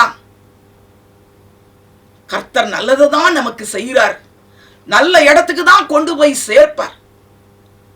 ஆனாலும் அதற்கு முன்பதாக அவசரம், நிறைய காரியங்களை பேசி வீணாக அவங்க கெடுத்து தங்களுடைய வாழ்க்கையை அவங்க கெடுத்து போட்டுறாங்க. பாருங்க, இந்த நேரத்துல நம்ம முதல்ல இதை பார்க்கலாம். இந்த 10 பேர் போயிட்டு வந்து இவ்வளவு சொன்னாங்களே, அவங்க காரியங்களை நீங்க பார்க்கும்போது அவங்களுக்குள்ள என்னதெல்லாம் இருந்தது தெரியுமா? பயம். நீங்க நல்லா வேதத்தை வாசித்தீங்கன்னா உங்களுக்கு தெரியும். அவங்களுக்குள்ள பயம் இருந்துச்சு. எப்படி பயம்? அவங்கெல்லாம் பலவான்கள், அவங்கெல்லாம் ராட்சதர்கள், நாங்கெல்லாம் பலவீனங்கள், நாங்கெல்லாம் வெட்டுக்கிளிகள். அப்புறம் பார்த்தீங்கன்னா அவிசுவாசம் இருந்துச்சு அவங்களுக்குள்ள. இந்த ஜனங்களை நம்மால எதிர்க்கவே கூடாது, முடியாது அப்படின்னு சொல்லி அவங்க வாயினால அறிக்கையிடுறாங்க பாருங்க. இந்த மாதிரி அவங்களுக்குள்ள அவிசுவாசம். இன்னும் பார்த்தீங்கன்னா அவங்க சோர்ந்து போன லெவல்ல அவங்க நினைக்கிறாங்க, நாங்க அவிசுவாசமான வார்த்தைகளை அவர்கள் பேசுகிறார்கள். Negative confession. அவங்க சொல்றத பாருங்க, நாங்க செத்து போயிடுவோம், எங்களுக்கு வேண்டாம், நாங்க எகிப்திலே செத்திருந்தா கூட நல்லா இருந்திருக்கும், சரி பரவாயில்ல, இந்த வனாந்திரத்திலேயாவது நாங்க செத்துடுறோம், நாங்க கானான்குள்ள வர விரும்பல. பாருங்க, இப்படிப்பட்ட அவிசுவாசமான வார்த்தைகள். இந்த 10 பேரை குறித்து நாம் பார்த்தோமே, அவங்களுக்குள்ள பயம், அவிசுவாசம், இன்னும் நெகட்டிவாக அவிசுவாசமாய் பேசுகிற காரியங்கள், இதையெல்லாம் நம்ம பார்க்க முடிகிறது. இன்னும் அவங்க நற்செய்தியை பரப்பாமல் துர்ச்செய்தியை பரப்புனாங்க. அது மட்டுமல்ல, கூக்குரல் இட்டாங்க, அழுகை இரவு முழுவதும். இன்னும் முறுமுறுப்பு அவங்களிடத்துல இருந்தது. அது மட்டுமல்ல, நாங்க வனாந்திரத்திலே நாங்க செத்து போயிடுறோம், பட்டயத்தால நாங்க மடிஞ்சிருவோம், அந்த அளவுக்கு அவங்க பேசுறாங்க. அதான் நம்மளுடைய வாயில என்னைக்குமே நெகட்டிவ் கன்ஃபெஷனே வரக்கூடாது. அதுல ரொம்ப கேர்ஃபுல்லா இருக்கணும். எவ்வளவு பெரிய காரியமாக இருந்தாலும் சரி, நம்ம விசுவாசமான வார்த்தைகளை நாம் பேசணும். இந்த நெகட்டிவ் கன்ஃபெஷன்லாம் அது ரொம்ப மோசமான ஒரு காரியம். அதை நம்ம செய்யவே கூடாது. இவங்களுக்கு என்ன தண்டனை கிடைச்சது நான் அப்புறம் உங்களுக்கு சொல்றேன். இப்ப பாருங்க, அவங்க சொல்றாங்க, எங்க பெஞ்சாதி பிள்ளையெல்லாம் கொள்ளையிட்டு கொண்டு போயிருவாங்க, நாங்க திரும்பி போறதுதான் நலம்னு சொல்லி அவங்க சொல்றாங்க. அவங்களுக்குள்ள பிரிவினையின் ஆவியும் அவங்களுக்குள்ள இருந்தது பாருங்க. நாங்க வேறொரு நாங்க தலைவனை ஏற்படுத்தி கொள்வோம்னு சொன்னாங்க. இதெல்லாம் பார்த்துட்டு ஆண்டவர் என்ன சொல்றாருன்னா, அது அவங்க பண்ண கலகம் கர்த்தருக்கு விரோதமான கலகம். மோசே, அது உனக்கு விரோதமான கலகம் அல்ல, அது எனக்கு விரோதமாக இந்த ஜனங்கள் கலகம் பண்ணி இருக்கிறாங்க. அவங்க என்னை தான் கல்லெறிய பார்த்திருக்கிறாங்க. இவ்வளவு முரட்டாட்டம் உள்ள ஜனங்கள். கர்த்தர் சொல்றாரு, அவருடைய ஊழியக்காரனுக்கு பண்ணினது எல்லாத்தையும் கர்த்தர் என்ன சொல்றாரு, அவங்க எனக்கு தான் பண்ணி இருக்கிறாங்கன்னு சொல்றாரு. எவ்வளவு பாருங்க. அது மட்டுமல்ல, அவங்க கர்த்தருக்கு கோபத்தை உண்டாக்கிட்டாங்களாம். இதெல்லாம் கேட்டு கர்த்தர் கோபம் அடைகிறார். இவங்க கர்த்தருக்கு கோபத்தை உண்டு பண்ணிட்டாங்க. அவங்க விசுவாசிக்கல, கர்த்தரை விசுவாசிக்கல. எவ்வளவு அற்புதங்கள், அடையாளங்கள், எவ்வளவு அற்புதங்களை இவர்கள் கண்டவர்கள். செங்கடலை பிளந்ததெல்லாம் பார்த்தவங்க. ஆனாலும் கூட கர்த்தரை அவங்க விசுவாசிக்கவில்லை, கர்த்தருடைய சத்தத்துக்கு செவி கொடுக்கவில்லை. இதுவரைக்கும் அவங்க 10 முறை என்னை பரீட்சை பார்த்தார்கள், அவர்கள் என் கட்டளையை மீறினார்கள். இதெல்லாம் கர்த்தர் சொல்றார். அந்த நேரத்துல பாருங்க எவ்வளவா இந்த மக்களுடைய காரியங்கள். ஆனா இப்ப வருவோம். இந்த நேரத்துல யார் எழும்புறா? காலேப், யோசுவா 2 பேர் எழும்புறாங்க. இவங்க எல்லாம் பேசுறாங்க. இந்த பக்கம் மூசையும் ஆரோனும் கீழே விழுந்து கிடக்காங்க. ஒரு பக்கம் ஆசரிப்பு கூடாரத்துல கர்த்தருடைய வல்லமை, மகிமை இறங்கி நிக்குது. கர்த்தர் அந்த இடத்துல இறங்கினாரு. அந்த நேரத்துல தானே காலேபும் யோசுவாவும் எழும்பி நின்று அவங்க சொல்றாங்க, இந்த கலகத்தெல்லாம் கொஞ்சம் அமைதியாக்கணும்னு சொல்லி அவங்க தீர்மானம் பண்ணி அவங்க எழும்புனாங்க. எழும்பி என்ன சொல்றாங்கன்னு சொல்லி நம்ம வாசிக்கலாம். என்னாகமம் 14வது அதிகாரம் 7 - 9 வசனங்கள். இஸ்ரவேல் புத்திரரின் சமஸ்த சபையையும் நோக்கி, நாங்கள் போய் சுற்றி பார்த்து சோதித்த தேசம் மகா நல்ல தேசம். கர்த்தர் நம்மேல் பிரியமாயிருந்தால் அந்த தேசத்திலே நம்மை கொண்டு போய் பாலும் தேனும் ஓடுகிற அந்த தேசத்தை நமக்கு கொடுப்பார். கர்த்தருக்கு விரோதமாக மாத்திரம் கலகம் பண்ணாதிருங்கள். அந்த தேசத்தின் ஜனங்களுக்கு நீங்கள் பயப்பட வேண்டியதில்லை. அவர்கள் நமக்கு இரையாவார்கள். அவர்களை காத்த நிழல் அவர்களை விட்டு விலகி போயிற்று. கர்த்தர் நம்மோட இருக்கிறார், அவர்களுக்கு பயப்பட வேண்டியதில்லை என்றார்கள். அதே இது என்னாகமம் 13 அதிகாரம் 30 வசனம். அதுவும் அவங்க சொன்னது. அப்பொழுது காலேப் மோசேக்கு முன்பாக ஜனங்களை அமர்த்தி, நாம் உடனே போய் அதை சுதந்திரித்துக் கொள்வோம், நாம் அதை எளிதாய் ஜெயித்துக் கொள்ளலாம் என்றான். ஆமென். காலேபுடைய வார்த்தையை பாருங்கள். இந்த காலேப் என்ன சொல்லுறான்னு சொன்னா, நாங்கள் போய் சுற்றி பார்த்து வந்த தேசம் மகா நல்ல தேசம். ஹல்லேலூயா, ஹல்லேலூயா. அது மகா நல்ல தேசம். அவன் சொல்ற வார்த்தையை பாருங்க. அந்த மக்கள் சொன்ன வார்த்தைகளையும் உங்களுக்கு எல்லாரும் நினைத்து பாருங்கள். அவங்க சொல்றாங்க பட்சிக்கிற தேசம், ஆனால் காலேபு சொல்றான் மகா நல்ல தேசம். எவ்வளவு டிஃபரண்ட் பாருங்க. அடுத்தபடியாக அவன் சொல்றான், பாலும் தேனும் ஓடுகிற அந்த தேசத்தை கர்த்தர் நமக்கு கொடுப்பார், கொடுப்பார். எவ்வளவு விசுவாசமான ஒரு வார்த்தை. அந்த தேசத்தை கர்த்தர் நமக்கு கொடுப்பார். ஆனா அவங்க என்ன சொன்னாங்க, நம்ம அதுக்குள்ள பிரவேசிக்கவே முடியாது, அது ஒரு மாதிரி ஒரு தேசம், பட்சிக்கிற தேசம் அப்படின்னு அவங்க சொல்றாங்க. அப்புறம் பாருங்க, காலேபு சொல்றான்னு சொன்னா, அந்த தேசத்தின் ஜனங்களுக்கு நீங்கள் பயப்பட வேண்டியதில்லை, கர்த்தருக்கு விரோதமாக மாத்திரம் நீங்க கலகம் பண்ணாதிருங்கள். அப்ப கர்த்தருக்கு விரோதமா தான் அவங்க கலகம் பண்ணி கொண்டு இருக்கிறாங்க. கர்த்தருக்கு விரோதமாக கலகம் பண்ணாதீங்க. அவர் எவ்வளவு நல்லவர், அவர் எவ்வளவு நல்ல தேவன். பிரியமானவர்களே, இன்றைக்கு நம்முடைய வாழ்க்கையிலையும் அவர் நல்ல தேவனாய் இருக்கிறார். உங்களை நல்ல இடத்துக்கு கொண்டு போய் சேர்ப்பார். அவர் உங்களை உயர்த்துவார். அவர் உங்களை மேன்மைப்படுத்துவார். ஏன் சோர்ந்து போறீங்க? 10 பேருக்கு கண்ணுடைய கண்களுக்கு ஆண்டவரை பார்த்தா அப்படிதான் இருந்துச்சு. ஆனா இந்த 2 பேருடைய கண்களை பாருங்க. இவங்களுக்கு ஆண்டவரை பார்த்தா எவ்வளவு சந்தோஷமா இருக்குது. ஆண்டவர் எங்களுக்கு இப்படி செய்திருவார், அப்படி செய்திருவார், எங்களுக்கு அந்த தேசத்தை தந்துருவார். எவ்வளவு அழகாக அவங்க பேசுறாங்க. அது மட்டுமல்ல, பாருங்க, அவங்க சொல்றாங்க, இந்த தேசத்தின் ஜனங்களுக்கு நீங்கள் பயப்பட வேண்டாம், அவர்கள் நமக்கு இரையாவார்கள்.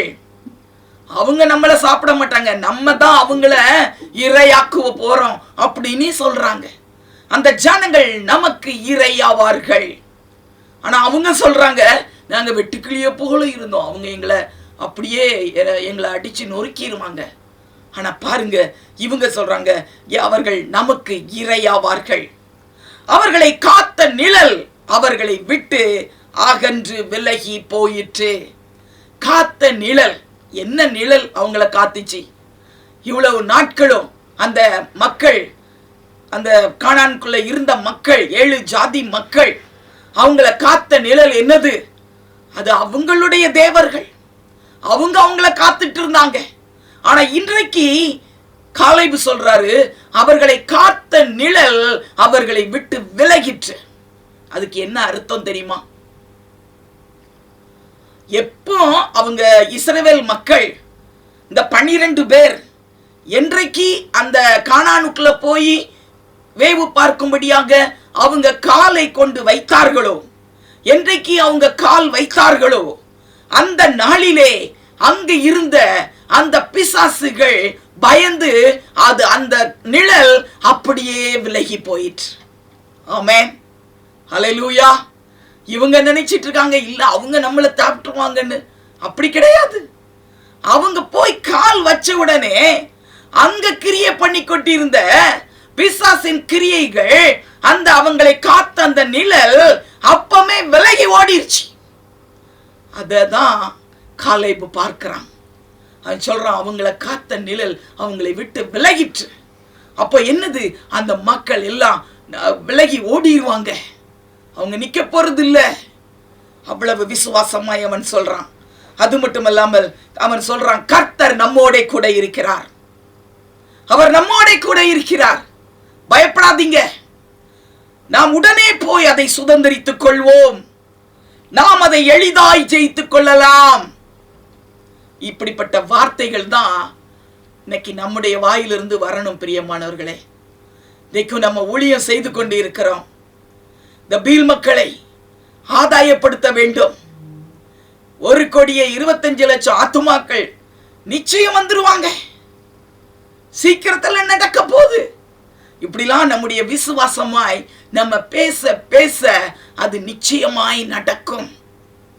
இன்னைக்கு நம்முடைய வாழ்க்கையிலும் சரி, என்ன நினைக்கிறோமோ அது எல்லாவற்றையும் விசுவாசத்தோடு கூட இது நடந்துரும்.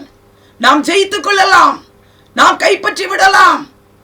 இப்படியாக நாம் விசுவாச வார்த்தைகளை நாம் சொல்லணும். நம்மோடு கூட கர்த்தர் இருக்கிறார், நாம் உடனே போய் அதை சுதந்திரித்துக் கொள்வோம், நாம் அதை எளிதாய் ஜெயித்துக் கொள்ளலாம். இன்னைக்கு உங்களுடைய வாழ்க்கையில எந்த போராட்டமாக இருந்தாலும் சரி, எளிதாய் ஜெயித்துக் கொள்ளலாம். கர்த்தர் அந்த வார்த்தையை உங்களுக்கு கொடுக்கிறார். நீ எப்பேற்பட்ட போராட்டத்தில் இருந்தாலும் சரி, பிரச்சனைக்குள்ள இருந்தாலும் சரி, நீ விசுவாசமாய் சொல்லும் பொழுது அதிலிருந்து நீ ஜெயத்தை பெறுவாய். நீ எளிதாய் ஜெயித்துக் கொள்ளலாம். கர்த்தர் நம்மோடு கூட இருக்கிறார். ஹல்லேலூயா, ஹல்லேலூயா. பாருங்க, இப்படியாக காலேபுடைய வார்த்தைகள் எல்லாரையும் பலப்படுத்திச்சு. அந்த நேரத்தில் தான் கர்த்தர் வந்து சொன்னாரு. என்ன சொன்னார் தெரியுமா? இந்த விசுவாசமாய் பேசினவங்க இவங்க மட்டும்தான் கானான் தேசத்துக்குள்ள பிரவேசிக்க முடியும். அந்த கர்த்தருக்கு விரோதமாய் கலங்கம் பண்ணின குரூப் இருக்காங்களே, அந்த 10 பேர் இருக்காங்களே, அவங்களுக்கு ஆண்டவர் தண்டனையை கொடுத்தார். என்ன தண்டனையை கொடுத்தார் தெரியுமா? அவங்க சொன்ன வார்த்தையின்படியே தண்டனை கொடுத்தார். என்ன தண்டனை? அவங்க என்ன சொன்னாங்க? நாங்க வனாந்தரத்திலே செத்து போயிடுறோம், நாங்க எகிப்திலே செத்துருந்தா நல்லா இருக்கும் நாங்கெல்லாம். ஆண்டவர் சொன்னார், பரவாயில்ல, நீ வனாந்தரத்திலே செத்துருன்னு சொல்லிட்டார். என்றைக்குமே நம்முடைய வார்த்தைகள் விசுவாசம் உள்ள வார்த்தையா இருக்க வேண்டும். அவிசுவாசமான வார்த்தைகளை நாம் பேசக்கூடாது. நாம் எதை பேசுகிறோமோ அதன்படியே நியாயம் தீர்க்கப்படுவோம். அன்றைக்கு அவங்க பேசுனதபடி ஆண்டவர் சொல்லிட்டார். என்ன சொல்றாரு?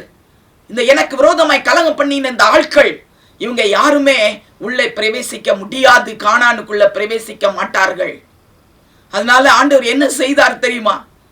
40 வருடமாக நீங்க சுற்றி திரியணும் இந்த வனாந்தரத்தை அப்படின்னு சொல்லி தண்டனை கொடுத்துட்டார். பாத்தீங்கன்னு சொன்னா 40 நாளையில கானானுக்குள்ள போய் சேர்ந்துடலாமா, அப்படித்தான் எல்லாரும் சொல்லுகிறாங்க. நானும் கூட பார்த்தேன். அப்போ கூகுள்ல கூட சர்ச் பண்ணி பார்க்கும் பொழுது இப்ப என்ன சொல்லியிருக்காங்கன்னா, 11 நாட்கள்ல கூட நம்ம போய் சேர்ந்துடலாம் எகிப்தில இருந்து கானானுக்குள்ள அப்படின்னு சொல்றாங்க. ஃப்ளைட்ல போனோம்னா 2.5 ஹவர்ஸ்ல போய் சேர்ந்துடலாம். நாங்க ஜோர்டான்ல இருந்து அங்க இஸ்ரவேல் தேசத்துக்கு பஸ்ல போனோம். 8 ஹவர்ஸ்ல போயிட்டோம். பாருங்க, இந்த மாதிரி இவ்வளவு நாள் தான். ஆனா ஆண்டவர் கொடுத்த தண்டனை, நீ இந்த மாதிரி பேசுனில்ல, அப்ப வனாந்தரத்திலே உன்னுடைய பிரேதங்கள்லாம் விழுந்து நீ செத்து மடியும் வரைக்கும் இந்த வனாந்தரத்திலே சுத்துங்க, அதுதான் உங்களுக்கு தண்டனை. அப்படியே சுற்றி சுற்றி 40 வருடம் சுத்தி அவங்க எல்லாரும் அவிசுவாசமாய் பேசினவங்க, கர்த்தருக்கு விரோதமாய் கலகம் பண்ணவங்க, முறுமுறுத்தவங்க எல்லாரையும் ஆண்டவர் அங்க வனாந்தரத்திலே கொன்று போட்டார். இன்னும் நிறைய பேரை கொள்ளை நோயை அனுப்பினார். கொள்ளை நோய் வந்தது, அதுல நிறைய பேர் மடிஞ்சாங்க. இன்னும் ஒரு சிலர் யுத்தத்துக்கு வந்தாங்க, பட்டயத்தை கொண்டு வந்தாங்க. அதன் மூலமாக நிறைய இஸ்ரவேல் மக்கள் இந்த விரோதித்தவங்க எல்லாரும் அதுல மடிந்தாங்க. ஆண்டவர் அப்படியாக இவங்களை 40 வருடமாக அந்த வனாந்தரத்தை சுற்றும்படியாகவும் அவர்களுடைய பிரேதங்கள் அதிலே விழும்படியாகவும் ஆண்டவர் தண்டனையை கொடுத்தார். பிரியமானவர்களே, அவர்களுடைய சந்ததி போய் சேரும்.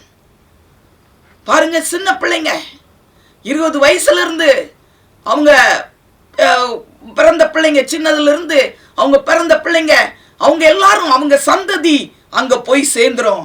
அவங்க ஏன்னா அவங்க பாவம் பண்ணல, இந்த பெரியவங்க தான் இப்படியாக கர்த்தருக்கு விரோதமாய் கலகம் பண்ணாங்க. அதனால அவங்களுடைய சந்ததியை நான் கொண்டு சேர்ப்பேன்.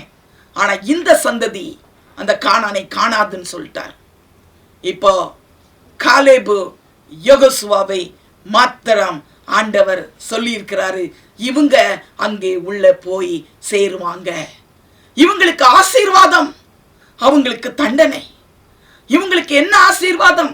காலேபு யோசுவாவும் அங்கே சென்று தங்களுடைய கால்களை அந்த கானான் தேசத்திலே வைப்பார்கள், அந்த தேசத்தை சுதந்தரிப்பார்கள். அவர்களுடைய பிள்ளைகள் அந்த தேசத்துல அவங்கள் சுதந்தரித்து எல்லாவற்றையும் அவர்கள் ஆளுகை செய்வார்கள் என்று சொல்லி ஆண்டவர் அந்த காலேபுக்கும் அவனுடைய சந்ததிக்கும் ஆண்டவர் பிளஸ்ஸிங்கை கட்டளையிட்டார். இன்னைக்கு நாம் விசுவாசமாக இருக்கும் பொழுது நமக்கு மட்டுமல்ல, நம்முடைய சந்ததிக்கும் ஆண்டவர் அந்த பிளஸ்ஸிங்கை கொடுக்க வல்லமை உள்ளவராய் இருக்கிறார். நான் கடைசியாக காலேபை குறித்து உங்களுக்கு நான் சொல்ல ஆசைப்படுகிறேன். காலேபு யார்? யூதா கோத்திரத்தை சேர்ந்தவன். என்னாகமம் 13ஆம் அதிகாரம் 6ஆம் வசனத்துல நம்ம பார்த்தால் அதுல எழுதியிருக்கிறது, வாசிக்கலாமா? யூதா கோத்திரத்தில் எப்புன்னேயின் குமாரன் காலேப். யூதா கோத்திரத்தை சேர்ந்தவன் காலேப். அப்ப யூதா கோத்திரம், அதை குறித்து நமக்கு தெரியும். ஆதியாகமத்துல பார்த்தோன்னு சொன்னா, லேயாள் அவளுடைய 4வது குழந்தை, அவர் தான் யூதான் சொல்லி அவர் பெயரிட்டாங்க. அந்த லேயாள் அந்த 4வது குழந்தை பிறந்த உடனே அவ என்ன சொன்னா? இப்பொழுது நான் கர்த்தரை துதிப்பேன் என்று சொல்லி. அதற்கு முந்தி நமக்கு தெரியும், அதற்கு முந்தி 3 பிள்ளைகள் பிறந்தாங்க. ஆனா அதுல ரொம்ப அவளுடைய துக்கம் கஷ்டங்கள் இருந்தது, அது எல்லாருக்கும் தெரியும். ஆனால் 4வது குழந்தை பிறந்த உடனே இப்பொழுதும் நான் கர்த்தரை துதிப்பேன் என்று சொல்லி அந்த யூதா என்று பெயரை சொன்னார். அப்ப யூதா என்றால் துதிப்பவன். இந்த காலேப் அந்த யூதா கோத்திரத்தில் பிறந்தவன் அல்லவா? அவன் கர்த்தரை துதிக்கிறவனாக, கர்த்தரை மகிமைப்படுத்துகிறவனாக இந்த காலேப் இருந்தான். அவன் துதிக்கிறவன், கர்த்தரை மகிமைப்படுத்துகிறவன். பிரியமானவர்களே, துதிக்கிறவனும் ஜெபிக்கிறவனும் ஒரு நாளும் அவன் பின்வாங்கவே மாட்டான். அவன் ஒரு நாளும் தோற்று போகவே மாட்டான். காலேப் அவன் யூதா கோத்திரத்தை சேர்ந்தவன். அவன் துதிக்கிறவனாக இருந்தான். அவன் ஒரு நாளும் அவன் கீழே விழுந்து போவதில்லை. இரண்டாவதாக பார்த்தீங்கன்னு சொன்னா காலேப் எப்படிப்பட்டவன்? என்னாகமம் 13ஆம் அதிகாரம் 30வது வசனம். அப்பொழுது காலேப் மோசேக்கு முன்பாக ஜனங்களை அமர்த்தி, நாம் உடனே போய் அதை சுதந்தரித்துக் கொள்வோம், நாம் அதை எளிதாய் ஜெயித்துக் கொள்ளலாம் என்றான். ஆமென். விசுவாசமான வார்த்தைகளை பேசுகிற காலேப் அவன் மட்டும் சொல்றான், நம்ம எளிதாய் போய் அதை சுதந்தரித்துக் கொள்ளலாம், உடனே போய் நாம் சுதந்தரித்துக் கொள்ளலாம், நாம் நிச்சயமாய் அதை ஜெயித்துக் கொள்ளலாம். இதுதான் காலேபுடைய விசுவாசமான வார்த்தைகள். அடுத்தபடியாக ஒரு வசனத்தை நாம் வாசிக்கலாம். மூன்றாவதாக என்னாகமம் 14ஆம் அதிகாரம் 24வது வசனம். என்னுடைய தாசனாகிய காலேப் வேறே ஆவியை உடையவனாய் இருக்கிறபடியினாலும் உத்தமமாய் என்னை பின்பற்றி வந்தபடியினாலும் அவன் போய் வந்த தேசத்திலே அவனை சேர பண்ணுவேன், அவன் சந்ததியார் அதை சுதந்தரித்துக் கொள்வார்கள். எவ்வளவு அழகான ஆசீர்வாதம் பாருங்க. இதுல பாருங்க, காலேப் எப்படிப்பட்டவன்? அவன் வேறே ஆவியை உடையவன். என் தாசனாகிய காலேப் வேறே ஆவியை உடையவன். என்ன ஆவி? பரிசுத்த ஆவியானவர் அவனுக்குள்ளே வாசமாயிருந்தார். பிரியமானவர்களே, அவன் தேவ ஆவியை பெற்றவனாக இருந்தான். ஒரு ஸ்பெஷல் ஸ்பிரிட் அவனுக்குள்ள இருந்தது. ஆகையினால தான் அவனுக்குள்ள அந்த விசுவாசம், அந்த விசுவாசமான வார்த்தை. இன்னைக்கு பரிசுத்த ஆவியானுடைய அபிஷேகம் நமக்குள்ள இல்லைன்னு சொன்னா அவங்களுக்குள்ளதான் அந்த அவிசுவாசமான வார்த்தைகள்லாம் எழும்பும். ஐயோ முடியாது முடியாதுன்னு சொல்லிட்டு இருப்பாங்க. அவங்களுக்குள்ள பரிசுத்த ஆவியானுடைய அபிஷேகமே இல்லை. இன்னைக்கு ஆவியில நிறைஞ்சி இருக்கும் பொழுது நமக்கு விசுவாசமான வார்த்தைகள் நம்முடைய வாயிலிருந்து வரும். பிரியமானவர்களே, இந்த காலேப் வேறே ஆவியை உடையவனாய் இருக்கிறான். ஆகையினால ஆண்டவர் அவனுக்கு சொல்றாரு, நீ போய் வந்த தேசத்தை நான் உனக்கு தருவேன், உன்னை சேர பண்ணுவேன், உன்னை சேர பண்ணுவேன். எவ்வளவு அழகாக ஆண்டவர்களுக்கு பிளஸ்ஸிங்கை கொடுத்திருக்கிறார் பாருங்க. அது மட்டுமல்லாம அவர் சொல்றாரு, உத்தமமாய் என்னை பின்பற்றினபடியால். 4வது பாயிண்ட் எதுன்னா, காலேப் உத்தமமாய் கர்த்தரை பின்பற்றினான்.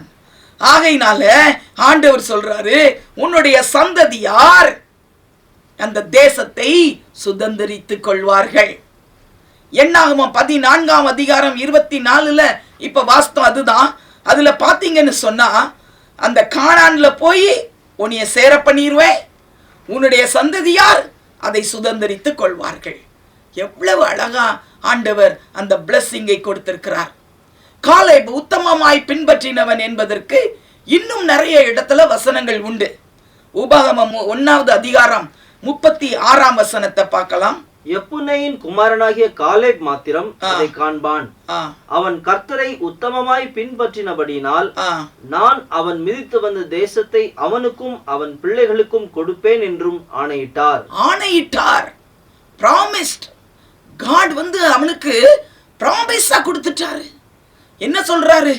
அவன் என் உத்தமமாய் பின்பற்றி வந்தபடியால் அவனுக்கு அந்த தேசத்தையும் அவனுடைய பிள்ளைகளுக்கு நான் அந்த தேசத்தை சுதந்திரமாய் கொடுப்பேன்னு அவர் ஆணையிட்டாராம். பாருங்க, ப்ராமிஸ் பண்ணி கொடுக்கிறார் கர்த்தரை. அடுத்தபடியா ஒரு வசனம், யோசுவா 14:14. அதுலயும் காலேப் உத்தமமாய் பின்பற்றினாங்கிற வார்த்தை அதுல வரும். வாசிக்கலாம். ஆதலால் கெனாசியனான எப்புன்னையின் குமாரனாகிய காலேப் இஸ்ரவேலின் தேவனாகிய கர்த்தரை உத்தமமாய் பின்பற்றினபடியினால் இந்நாள் மட்டும் இருக்கிறபடி எபிரோன் அவனுக்கு சுதந்திரமாயிற்று. இந்நாள் வரைக்கும் இருக்கிறபடி இந்த எப்ரோன் அவருக்கு சொந்தமாயிற்று. ஆண்டவர் சொல்றாரு, காலேப் என்னை உத்தமமாய் பின்பற்றினான், ஆகையினால் அவனுக்கு அந்த எப்ரோனை நான் சொந்தமா கொடுத்துருவேன், சுதந்திரமாய் கொடுத்துருவேனே. ஆண்டவர் அன்னைக்கே ஆண்டவர் அவனுக்கு வாக்கு கொடுத்துட்டாரு. கர்த்தரும் வாக்கு கொடுத்துட்டாரு, மோசையும் சொல்லிட்டாரு. மோசையும் சொன்னாரு அவனுக்கு அந்த எப்ரோனை கொடுக்கணும்னு சொல்லி. அப்புறம் யோசுவா அவனும் அந்த பாகத்தெல்லாம் பிரிக்கும் பொழுது அவன் அந்த எப்ரோனை கொடுக்கலாமா அப்படின்னு சொல்லி அவன் யோசித்துட்டு இருக்கிறான். அதை குறித்து நான் உங்களுக்கு அப்புறம் சொல்றேன். பாருங்க, காலேப் இஸ்ரவேலின் தேவனை உத்தமமாய் பின்பற்றினபடியால் அந்த ஹெப்ரோனை ஆண்டவர் அவனுக்கு சுதந்திரமா கொடுக்காராம். கானான் தேசத்துக்குள்ள போன பின்பு, ஜாதிகளை எல்லாம் துரத்தின பின்பு, நிலங்களை எல்லாம் அவங்களுக்குன்னு சொல்லி ஆக்கிபை பண்ண பிறகு அவங்க என்ன பண்றாங்க, பாகம் போட்டு கொடுக்கிறார் யோசுவா. எல்லாவற்றையும் பிரிச்சு இந்த கோத்திரத்துக்கு இது, இந்த கோத்திரத்துக்கு இந்த லேண்டு அப்படிலாம் கொடுக்குறாங்க. அந்த நேரத்தில் அந்த காலேப் வயசு சென்றவனா இருக்கிறானேன்னு சொல்லி இந்த யோசுவா நினைச்சான். என்ன நினைச்சான், காலேப் உனக்கு வயசு அதிகமாயிட்டே, அதனால அந்த எப்ரோன் மலை பிரதேசமாக இருக்கிறபடியால் அவன் எப்படி மேலே ஏறுவான், எப்படி கீழே இறங்குவான், உயரமான பகுதியாச்சே, எந்த ஒரு காரியத்துக்கும் மேலே ஏறணும் கீழே இறங்கணும் ரொம்ப கஷ்டம் அப்படின்னு யோசுவா நினைச்சு அந்த காலேபை பார்த்து சொன்னான், இந்த ஹெப்ரோனை உனக்கு தரவா என்னன்னு சொல்லி அவங்க பேசும் பொழுது அந்த காலேபு சொல்றான், யோசுவா அந்த மலை பிரதேசத்தை நீ எனக்கு தந்து விடு. ஏன்னு சொன்னா அது முதல்ல கர்த்தரும் சொல்லியிருக்கிறார், மோசையும் சொல்லியிருக்கிறான். ஆமென். ஆனா இன்னைக்கு நானும் சொல்றேன், அதை நீ அந்த எப்ரோனை நீ எனக்கு கொடு, அந்த மலை பிரதேசத்தைன்னு கேட்கிறான். அதற்கு மெயினான காரணம் என்ன அப்படின்னு சொல்லி நீங்க பார்த்தீங்கன்னு சொன்னா, யோசுவா 14வது அதிகாரம் 12ஆம் வசனம், மோசே என்னை அனுப்புகிற நாளில் எனக்கு இருந்த அந்த பலன் இந்நாள் வரைக்கும் எனக்கு இருக்கிறது. யுத்தத்திற்கு போக்கும் வரத்துமாய் இருக்கிறதற்கு அப்போது எனக்கு இருந்த பலன் இப்போதும் எனக்கு இருக்கிறது. ஆகையால் கர்த்தர் அந்நாளிலே சொன்ன இந்த மலை நாட்டை எனக்கு தாரும். அங்கே ஏனாக்கியரும் அரணிப்பான பெரிய பட்டணங்களும் உண்டென்று நீர் அந்நாளிலே கேள்விப்பட்டீரே. கர்த்தர் என்னோடு இருப்பாரானால் கர்த்தர் சொன்னபடி அவர்களை துரத்தி விடுவேன் என்றான். ஆமென், ஆமென். பாருங்க, இதுல ஒரு காரியம், காலேபுக்கு ஒரு எண்ணம் என்ன இருந்துச்சுன்னா, அந்த ஏனாக்கின் புத்திரர் இருக்கிறாங்களே அந்த ராட்சசர்கள், அவங்க அந்த ஹெப்ரோன் மலையில தான், அந்த மலை பிரதேசத்துல தான் அவங்க இருக்கிறாங்க. அதை நாங்க பார்த்தோம். இப்போ என்னன்னு சொன்னா, அந்த ராட்சசர்களை நான் போய் என்ன பண்ணிடுவேன், அவங்களோட யுத்தம் பண்ணி அவங்கள நான் விலக்கி போட்டுருவேன், அவங்கள நான் நீக்கி போட்டுருவேன், அவங்களிடத்துல ஜெயத்தை நாங்க எடுக்க வேண்டும். அதுதான் காலேபுடைய உள்ளத்துல இருந்த ஒரு எண்ணம். கானானுக்குள்ள போனது மட்டுமல்ல, கானானுக்குள்ள போய் அந்த பிசாசுகளை, அந்த ராட்சதர்களை விரட்டி அடிக்கணும். அதுதான் காலேபுக்குள்ள இருந்த ஒரு வைராக்கியம். பாருங்க, கர்த்தருக்காக அவன் ஒரு வைராக்கியமாக எழும்பி இருக்கிறான். அவனுக்கு தெரியும், இந்த ஹெப்ரோன் மலை நாட்டை நீ எனக்கு தந்துரு. அதற்கு மெயினான ரீசன் என்ன அப்படின்னு சொன்னா, அங்கதான் அந்த ஏனாக்கின் புத்திரர் இருக்கிறாங்க. அவங்க பேர்லாம் எழுதப்பட்டு இருக்கிறது, சேசாய், அகிமான், தல்மாய். இந்த 3 பேரையும் நான் துரத்தி விட்டுருவேன், அவங்கள அங்க இருக்க விட மாட்டேன், அவங்கள அழிச்சிடணும். அப்பதான் அந்த கனான் தேசத்துல நம்ம நல்ல சுதந்திரமாக நம்ம வாழ முடியும். பிசாசுகளை முறியடிக்க வேண்டும். அதுதான் காலேபுடைய எண்ணமாக இருந்தது. ஆனால் யோசுவா நினைச்ச, இவனுக்கு வயதாயிட்டே, எப்படி இவனுக்கு இந்த மலை பிரதேசத்தை கொடுக்கன்னு சொல்லி. அதுக்கு தான் காலேபு சொல்றாரு, இல்ல நீ இந்த மலை நாட்டை எனக்கு தந்துரு. பாரு யோசுவா, அன்னைக்கு மோசே என்னை அன்னைக்கு அனுப்பின நாள்ல என்னுடைய வயது 45. 45வது வயதுல நான் கானானை சுத்தி பார்க்க போனேன். ஆனா அதுக்கு பிறகு பாரு, வனாந்தரத்துல 40 வருஷம் அலைஞ்சாச்சு. இன்றைக்கு என்னுடைய வயது 85. ஆனால் எனக்கு அன்றைக்கு மோசே அனுப்பின நாளிலே எனக்குள்ளே இருந்த அதே பலன் இன்றைக்கும் எனக்குள்ளே இருக்கிறது. என் சரீரத்திலே அதே பலன் எனக்கு இருக்கிறது. என்னால யுத்தம் செய்ய முடியும். என்னால இந்த மலைக்கு மேலே ஏற முடியும், கீழே இறங்க முடியும். அவ்வளவு பலனை ஆண்டவர் எனக்கு கொடுத்திருக்கிறார். எனக்கு ஆகையினாலே இந்த மலை நாட்டை தாரும். நான் போய் அந்த பிசாசுகளை முறியடிக்க வேண்டும். அதுதான் காலேபுடைய உள்ளம். காலேபு யூதா கோத்திரத்தை சேர்ந்தவன், துதிக்கிறவன். காலேபு விசுவாச வார்த்தைகளை பேசுகிறவன். காலேப் வேறே ஆவியை உடையவன்.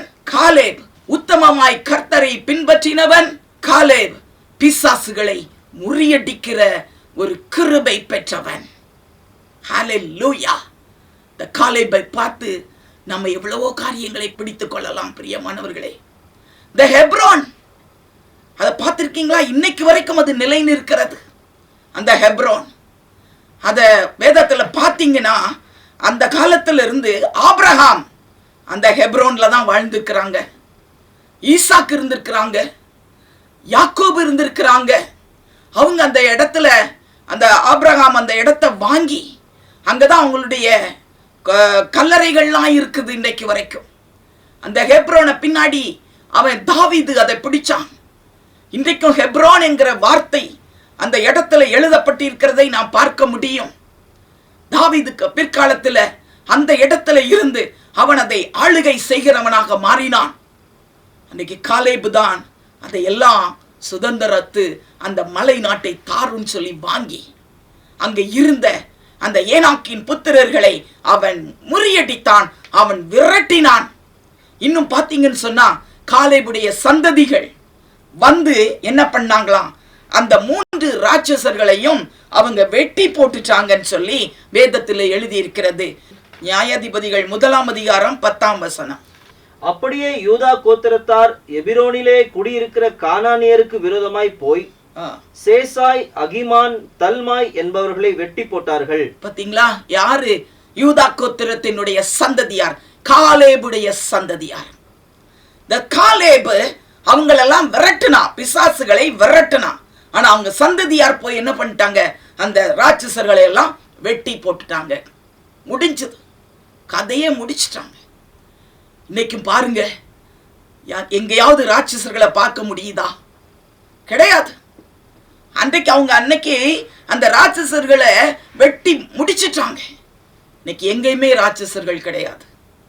இப்படியாக பிசாசுகளை முறியடிக்கும்படியான விசேஷித்த வல்லமையை, கிருபையை பெற்றவர்கள் தான் அந்த யூதா கோத்திரம்.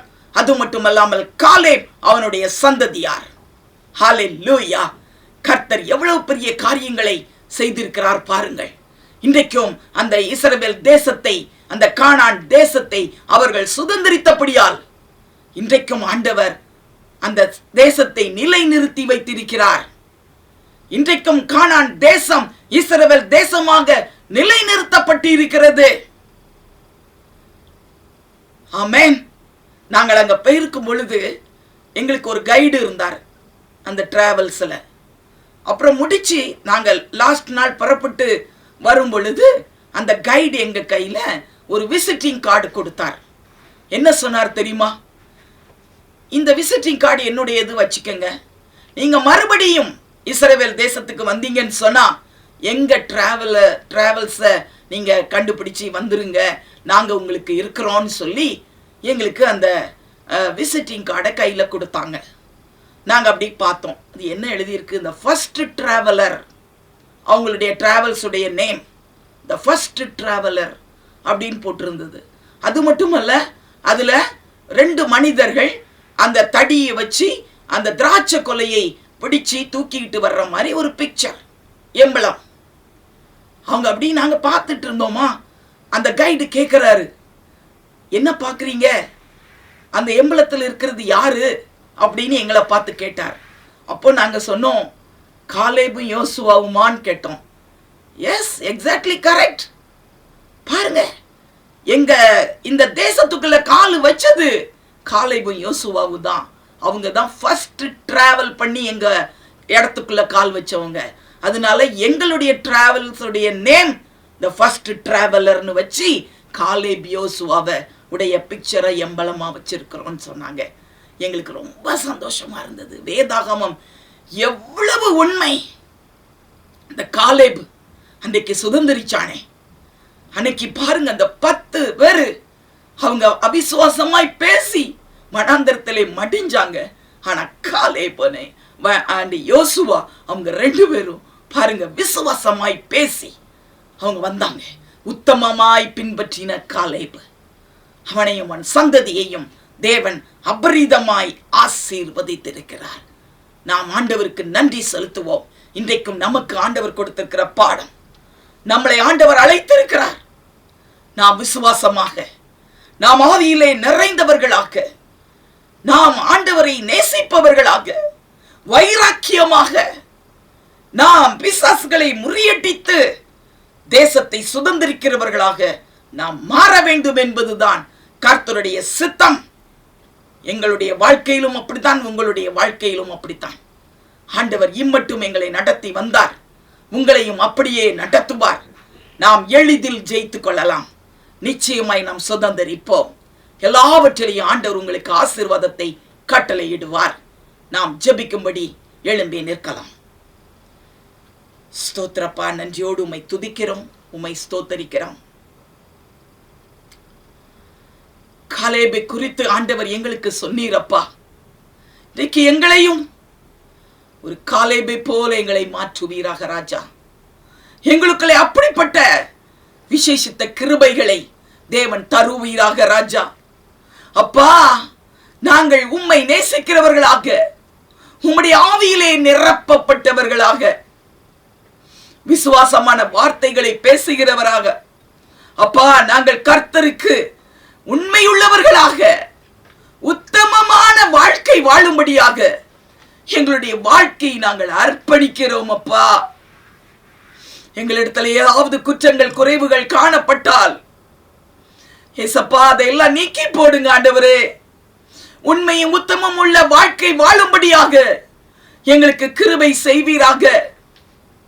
உண்மையும் உத்தமுள்ள ஊழியக்காரனே, என்னுடைய சந்தோஷத்துக்குள் பிரவேசி. உத்தமன் என்று விளங்கின பின்பு ஜீவ கிரீடத்தை தருவேன் என்று சொன்னீங்களே அப்பா. இந்த நாளிலும் எங்களை உத்தமர்களாக நீர் மாற்றுவீராக. எங்களிடத்திலே காணப்படுகிற குற்றம் குறைவுகள் எடுத்து போடுங்கப்பா, பரிசுத்தப்படுத்துங்க ஆண்டவரே. உத்தமர்களாக எங்களை விளங்க பண்ணுவீராக. காலேபுக்குள்ள இருந்த அந்த ஆவியானவர் எங்களை நிரப்பும்படியாய் நாங்கள் ஜெபிக்கிறோம். அந்த பரிசுத்த ஆவியானவர் தாமே உள்ளே வாசம் பண்ணும் பொழுது நமக்கு அந்த விசுவாசமான வார்த்தைகளை ஆண்டவர் கொடுக்கிறார். நமக்கு அந்த தைரியத்தை ஆண்டவர் கொடுக்கிறார். நாம் எளிதாக போய் சுதந்திரிக்கும் கிருபையை கொடுக்கிறார். ஏசப்பா, எங்களுக்கு நீர் கிருபை செய்வீராக ராஜா. எங்களுக்கு கொடுக்கிற தரிசனத்தை நாங்கள் நிறைவேற்றும்படியாக எங்களுக்கு காலேபை போல எங்களுக்கு அந்த விசேஷித்த ஆவியை நீர் கட்டளையிடுவீராக ராஜா. ஏசப்பா, ஒரு மனதை கொடுங்க ஆண்டவரே, ஒரு மனதை கொடுங்க ஆண்டவரே. ஒரு மனதோடு கூட நாங்கள் முன்னேறி செல்லணும் ஆண்டவரே. எங்களுக்கு கிருபை செய்வீராக. உத்தமமாய் உம்மை பின்பற்றி வரணும் ஆண்டவரே. பிரிவினையின் ஆவிகளை எல்லாம் எடுத்து போடுங்க ராஜா. யாருக்குள்ளேயும் பிரிவினையின் ஆவிகள் நுழையக்கூடாது இயேசுவின் நாமத்தினாலே. In the name of Jesus. ஆசீர்வதிங்க ராஜா. உன்னையும் உன் சந்ததியையும் ஆசீர்வதிப்பேன் என்று சொன்னவர் காலேபின் சந்ததியை தேவன் ஆசீர்வதித்து சுதந்திரமாய் கொடுத்தீரே. இன்னைக்கு எங்களையும் எங்கள் பிள்ளைகளையும் நீர் ஆசீர்வதிக்கும்படியாக தாழ்த்தி ஒப்பு கொடுக்கிறோம். இந்த வசனத்தை கேட்டுக்கொண்டிருக்கிற ஒவ்வொருவரும் உத்தமமாய் உம்மை பின்பற்றவும், அப்பா உம்முடைய ஆசீர்வாதத்தை பெற்றுக்கொள்ளவும், அவருடைய சந்ததிகள் ஆசீர்வாதத்தை சுதந்திரித்துக் கொள்ளவும் தேவன் கிருபை செய்வீராக ராஜா. எங்களுடைய சந்ததிகளை எல்லாம் நினைக்கிறோம், எங்களுடைய பிள்ளைகளை நினைக்கிறோம் அப்பா. எல்லாரும் வாழ்ந்து சுகித்திருக்கும்படியாக தேவன் கிருபை செய்வீராக. காலேபை போல எங்களை நீர் மாற்றுவீராக. உத்தமத்திலே விளங்க கிருபை செய்வீராக. கர்த்தருடைய ஆவியானவர் உனக்குள்ளே இறங்கி கொண்டிருக்கிறார். நீ பலப்படு. உனக்குள்ள இருக்கிற அவிசுவாசம் விலகி ஓடுகிறது. அவிசுவாசத்தின் ஆவி இப்பொழுது உன்னை விட்டு விலகி போகிறது இயேசுவின் நாமத்தினாலே. விசுவாசம் உள்ள ஆவியானவர் உன்னை நிரப்புகிறார். கரங்களை தட்டி ஆண்டவருக்கு மகிமை செலுத்துங்க. Yes Lord Jesus, hallelujah. எந்த காரியத்திலும் சரி உனக்கு விசுவாசத்தை ஆண்டவர் கட்டளை இடுகிறார். அவிசுவாசமான காரியங்கள் உன்னை விட்டு விலகி போகிறது. முறிவிருக்கிற காரியங்கள், பயத்தின் ஆவிகள் உன்னை விட்டு விலகுகிறது இயேசுவின் நாமத்தினாலே. Touch everybody Lord. அப்பா, நீர் அப்படிப்பட்ட ஆவியை கொடுத்ததற்காய் நன்றி. எங்கள் ஜெபத்தை நீர் கேட்டதற்காய் நன்றி. எங்கள் ஒவ்வொருவரையும் காலேபை போல மாற்றினதற்காய் நன்றி ராஜா. எல்லா மகிமையும் உமக்கு செலுத்துகிறோம். இயேசுவின் மூலமாய் கேட்கிறோம் ஜீவனுள்ள பிதாவே. ஆமென், ஆமென்.